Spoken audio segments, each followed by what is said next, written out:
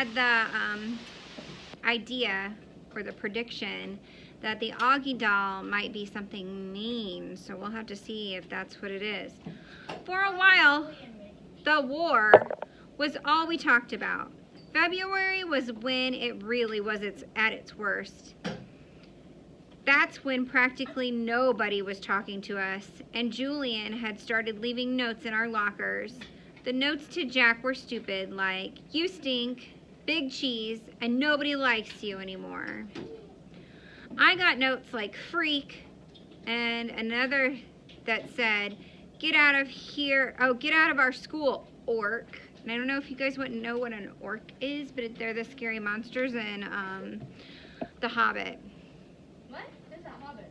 I know what a Hobbit is. They're the scary it's a book and a movie. They're the scary monsters in The Lord of the Rings and The Hobbit. Summer thought that we should report the notes to Miss Rubin, who was the middle school dean, or even Mr. Tushman, but we thought that would be like snitching, and snitches get... Anyway, it's not like we didn't leave notes too, though ours weren't really mean. They were kind of funny or sarcastic. One was, "You're so pretty, Julian. I love you. Will you marry me? Love, Beulah." Another was, "Love your hair. XOXO, Beulah." Another was, "You're a babe. Tickle my feet. XO, Beulah." Beulah was a made-up person that me and Jack came up with. She had really gross habits like eating the green stuff in between her toes and sucking on her knuckles. And we figured someone like that would have a real crush on Julian, who looked and acted like some kid from a Kid Bops commercial. There were also a couple of times in February when Julian, Miles, and Henry played tricks on Jack. They didn't play tricks on me. I think because they knew that if they got caught bullying me, it would be they would be in big time trouble for it. Jack, they figured, was an easier target. So one time they stole his gym shorts and played Monkey in the Middle with them in the locker room. You guys know what Monkey in the Middle is? Yeah. Another time, Miles, who sat next to Jack in the homeroom, swiped Jack's worksheet off his desk, crumpled it, which is not a vocabulary word, in a ball and tossed it to Julian across the room. This wouldn't have happened if Miss Petosa had been there, of course, but there was a substitute teacher that day, and the subs never really know what's going on. Jack was good about this stuff. He never let them see he was upset, though I think sometimes he was. The other kids in the grade knew about the war, except for Savannah's group. The girls were neutral at first, but by March, they were getting sick of it, and so were the boys. Like another time when Julian was dumping some pencil sharpening shavings into Jack's backpack, Amos, who was usually tight with them, grabbed the backpack out of Julian's hand and returned it to Jack. It was starting to feel like the majority of the boys weren't buying into Julian anymore. Then a few weeks ago, Julian started spreading some ridiculous rumor that Jack had hired a hitman to get him and Miles and Henry. The lie was so pathetic that people were actually laughing about it behind his back. What hitman was he talking about? Justin! He really did! He didn't hire him, but he really did have someone threatened him, right? At that point, any boy who was still on his side jumped ship to clear neutral.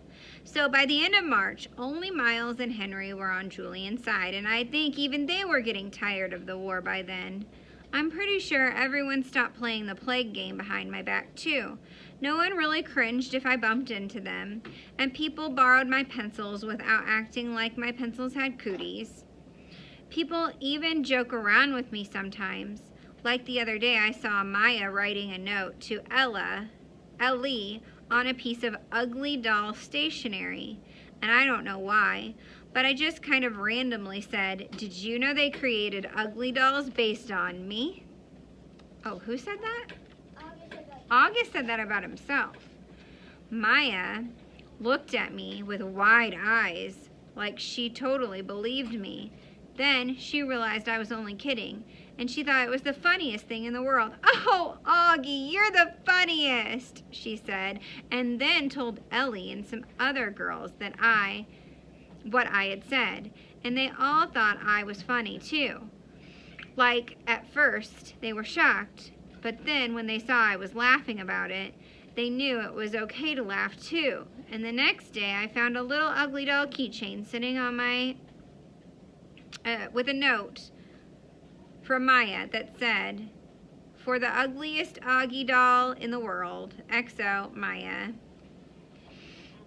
6 months ago, stuff like that would have never happened. But now it's happening more and more.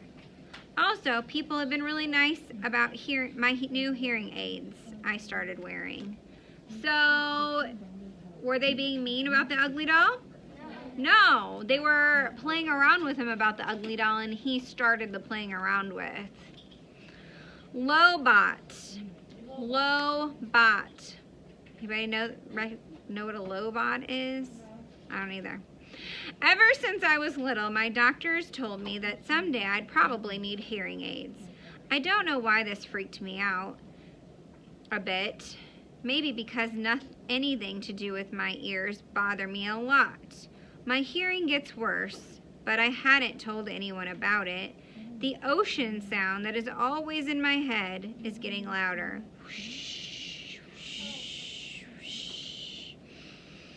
I couldn't hear teachers if I sat in the back of the class, but I knew if I told my mom or dad about it, I'd end up with hearing aids, and I also was hoping I could make it through the 5th grade without having them. But then, in my annual checkup on October 1st, I flunked my audiologist test, and the doctor was like, "Dude, it's time."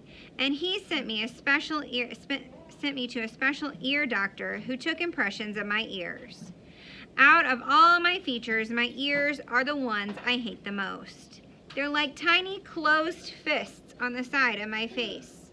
They're too low on my head. They look like squished pieces of pizza dough sticking out of the top of my neck. Okay, maybe I'm exaggerating a little, but I really do hate them. When the ear doctor first pulled the hearing aids out for me and Mom to look at, I groaned. "I am not wearing that thing," I announced, folding my arms. "I know they probably look kind of big," said the ear doctor, "but we had to attach them to this band because we had no other way to keep them on your ears.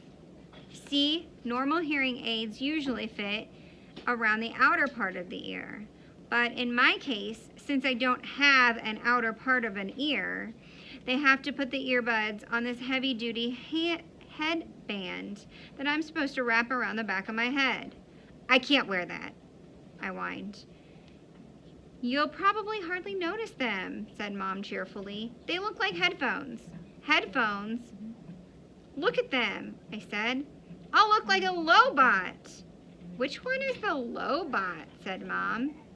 "Lobot," the ear doctor smiled as he looked at the headphones and made an adjustment. "The Empire Strikes Back."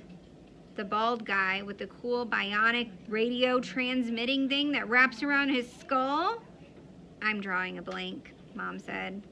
"You know Star Wars stuff?" I asked the ear doctor. "No Star Wars stuff," he answered, slipping the thing over my head. "I practically invented Star Wars stuff." He leaned back in his chair to see how the headband fit me.